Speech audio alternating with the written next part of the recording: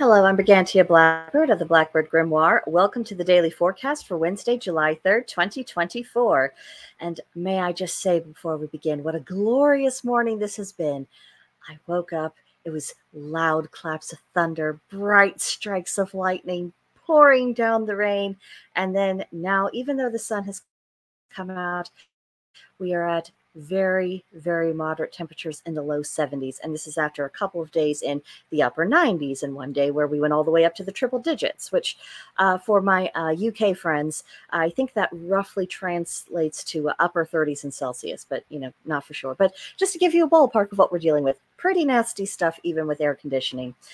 But today is perfect. So just wanted to point out the small mercy that I received on the day of this recording. So if I seem unusually peppy in the next couple of videos, well, it's because I got a break in the weather, and I hope you all are getting occasional breaks in your weather as well. Summer is fantastic, but sometimes you just need things to simmer down for a bit. But let's move on. It is the day of Mercury. It is the day of communication. We have a waning crescent moon. We are in Cancer season, the Celtic tree month of oak, Woodpecker season, Saturn retrograde, Neptune retrograde, and Pluto retrograde. Now let's see. There we go. Slideshow cooperated. So the details on our astrology. The sun is in Cancer, cardinal water, representing intuition. The moon is fourth quarter Gemini, mutable air, adaptability. Mercury is Leo, fixed fire, representing ideals. Venus is in Cancer, cardinal water, representing frugality. Mars is in Taurus, fixed earth, representing purpose. Jupiter is in Gemini, mutable air, representing questing. Saturn is retrograding in Pisces, mutable water, meaning to redefine dreams. Uranus is in Taurus, fixed earth, representing renovation. Neptune is retrograding in Pisces, mutable water, signaling a spiritual awakening. And Pluto is retrograding in Aquarius, fixed air, meaning that we need to examine our intentions. And if we want to go a little bit deeper into our retrogrades, the ideas for the Saturn retrograde include reevaluation of goals, reconsidering your commitments, reclaiming your authority over your own life specifically. Then for the Neptune retrograde, reimagine your dreams, reclaim a sense of mystery, reclaim faith and magic. And for Pluto retrograde, reclaim your ability to regenerate, reconsider what deserves your energy, not what it thinks it's entitled to your energy, but what actually deserves it. And of course, release attachments that do not serve you. For our moon phase, for the waning crescent, we are carrying on with this theme of getting rid of things. The watchwords for that are purge, rest, and meditate. For the Gemini moon, some of your do's are socialize, network, teach, hardly surprising. Gemini is a very chatty sign.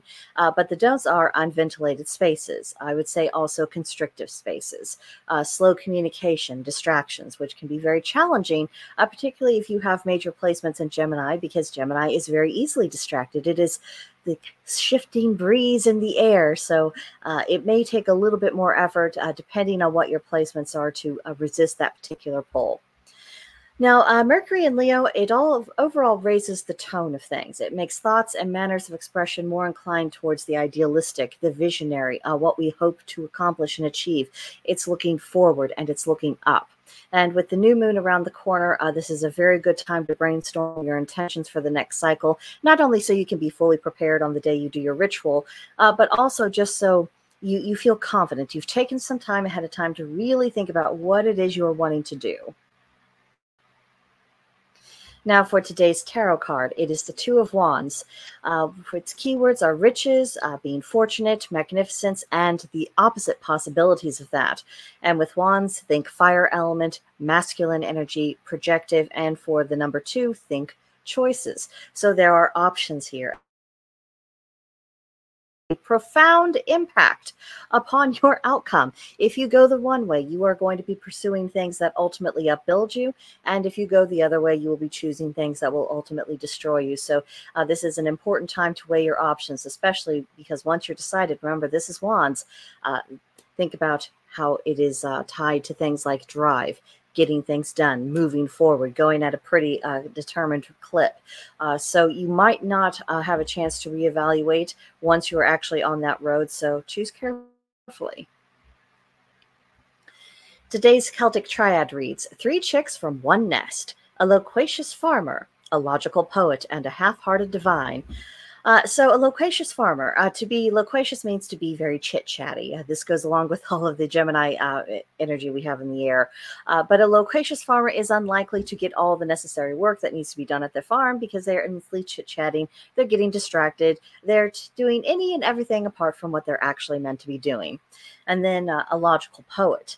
That's going to be someone who might have great technical skill, but they're so preoccupied trying to make sense, making sure all the things line up in the world that they are preventing themselves from being able to write poetry that reflects truth or beauty or makes references to mysteries that we have yet to understand. It's trying to solve the mystery for you, and that's not really the occupation of poetry. Poetry, in many ways, is seduction. It's trying to seduce your mind down a particular way of thinking or a lens through which to view the world, or just a feeling to contemplate and hold within yourself for a moment. That is the purpose of poetry. Finding out the absolute answer of things, well, that is the purpose of science. So again, someone not doing what is fit for their purpose. And then a half-hearted divine. I would assume this would refer to a deity that isn't doing what they should be doing.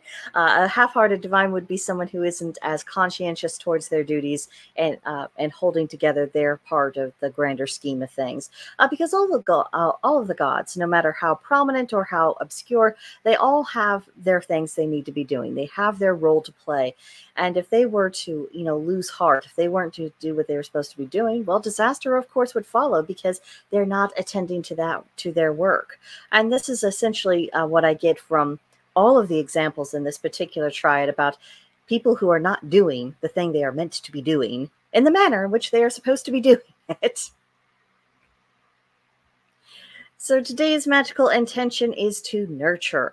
For that, we have the color brown. We have the plant lady slipper, the animal chipmunk, and the crystal kunzite. Nothing grows well when it is neglected. If you want something to really thrive, you don't just toss it out and, hope for the best, thoughts and prayers. No, you are actively involved in trying to make sure it has the conditions most conducive for that thing's success. So when we are nurturing things, whether it is character growth, whether we are nurturing our children, nurturing our marriages, trying to nurture our community, trying to do anything, that we really need to pay attention to making sure that we are taking care of things and not just saying, well, I hope that happens, and then not doing anything following through with action. So for today's practice, it's Wednesday, so that means we turn our attention to wisdom deities, working on the heart chakra. And then for your Mercury sign, what aspect of that sign do you resonate with most, where you recognize your own communication patterns? You could read up on Undine lore. They are a water elemental, so that can make for some very interesting investigations. And again, because it's Wednesday, do some divination. And for our journal, what deity do you feel most drawn to this month? And what do you think that god or that goddess can teach you? And once you define that, maybe contemplate what do you think you would do with that information if you do indeed receive the lesson that you seek. So that is what I have for everyone this morning. Come back tomorrow for the next edition of the Daily Forecast. Be sure to let me know what you think about all that was presented in this one in the comments below, and I'll see you guys next time. Bye for now.